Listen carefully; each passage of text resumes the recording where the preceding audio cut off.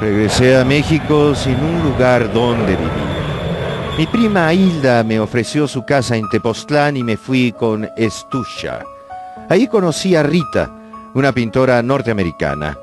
A su lado aprendí toda serie de artes y fue así que poco a poco mi mundo se transformó. Me introduje en un universo lleno de magia y sucesos extraños que no podía explicar. Una de las cosas interesantes es que Jacobo siempre fue un estudioso muy profundo de las tradiciones orientales. Era un estudioso, o es un estudioso, de las tradiciones orientales en el sentido de que encontraba que en una serie de tradiciones muy antiguas había razones para suponer que era muy alta la probabilidad de que algunos de los fenómenos de comunicación verbal y no verbal que estaba estudiando en el laboratorio parecían estar regidos por principios que, sin ser científicos, sin estar formados como científicos, muchas personas dentro de la mística oriental ya tenían acceso a ellos.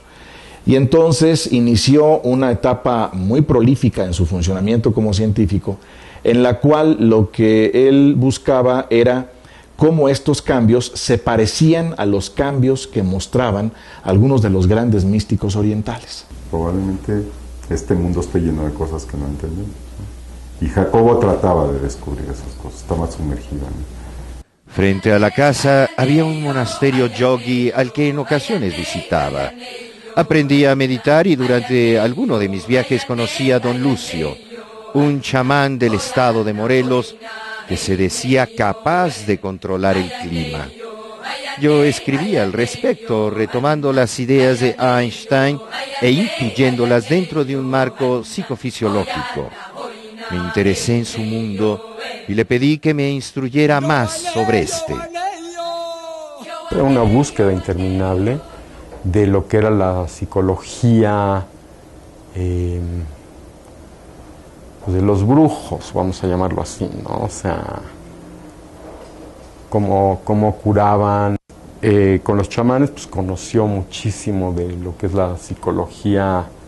Él lo llamaba los psicólogos autóctonos, pero que conocían algo muy ancestral, ¿no? Que habían aprendido a través de sus antepasados, que se continuaba en forma verbal con los hijos, y que tenían dones muy especiales. Era de los que se iba, un día desaparecía, ni sabíamos dónde andaba, y se aparecía un mes después, y estuvo con un chamán viviendo con él en el campo, durmiendo, sin bañarse, como se vivía o como en ese momento vivía el chamán. Él se adaptaba y se los ganaba, porque era sincero, él nunca buscaba el dinero, el dinero era nada, un medio que se necesitaba para la vida, pero realmente era una persona dedicada a la ciencia, a investigar, a averiguar qué estaba pasando.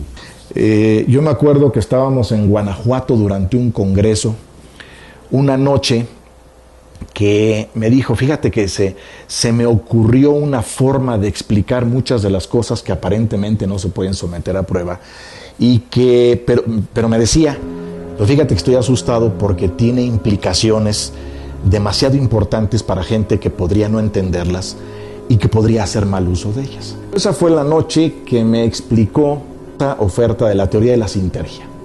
La teoría de la sintergia de Jacobo es una propuesta muy interesante que propone básicamente que hay una congruencia ligada con los fenómenos físicos, pero que esa congruencia es una congruencia que se afecta mutuamente de una manera total. En otras palabras, cuando hay una información importante que afecta al ambiente, esta información no se pierde. Él hablaba de energía, esa energía no se pierde. Deja alguna huella que algún otro elemento, quizá biológico, quizá climatológico, algún día va a volverle a dar relevancia y va a afectar un fenómeno. Esa noche él y yo finalmente acordamos que esas relaciones que parecían explicar la teoría de la sintergia, si las pudiéramos graficar, si las pudiéramos representar gráficamente, parecerían a guisa de cuadrantes de datos que se daban primero a nivel micro y después mediano hasta un nivel macro muy grande de realidad, podrían representarse como dos conos que se tocan por la punta, una especie de diablo, el juego que se juega con cuerdas, que puesto así podría representar como una realidad muy grande aterriza en un dato muy específico y ese dato después aterriza en afectar otra realidad que se parece poco a la primera. Ahí fue donde algunos de sus críticos dijeron, estás suponiendo que hay dos realidades. Y una de las cosas que Jacobo decía es, no, lo que pasa es que cada quien describe la realidad que percibe, pero no es posible que porque estamos percibiendo solo esa, a priori digamos que no pudiera haber otras relaciones de naturaleza completamente física en la realidad y que no hemos tenido la oportunidad de someter a prueba. Conocí a Pachita, una curandera, durante una reunión con Margarita López Portillo, quien pretendía ayudarme en la creación del Instituto Nacional para el Estudio de la Conciencia. Ahí me invitó a que la visitara en su casa y observara lo que hacía. Acepté la invitación. Llegué a un cuarto maloliente y semioscuro. Pachita se hallaba sentada frente a una cama rústica. Leo, su ayudante, limpió el vientre del paciente y después Pachita enterró sin inhibiciones el afilado objeto. La sangre comenzó a brotar. Trataba de no gritar y pensé que todo era una farsa. El cuchillo era de hule y la sangre salsa de tomate. Como si hubiese leído mi mente, Pachita sujetó mi mano y la introdujo en la herida. Entonces comprendí que aquello era verdadero. Me quedé pasmado, pero después me dije que aquello era congruente con mis ideas acerca de la experiencia como resultante de la creación del campo neuronal y su interacción en el espacio. Además, demostraba la existencia de diversos niveles de la realidad y que la teoría de la sintergia no estaba del todo equivocada.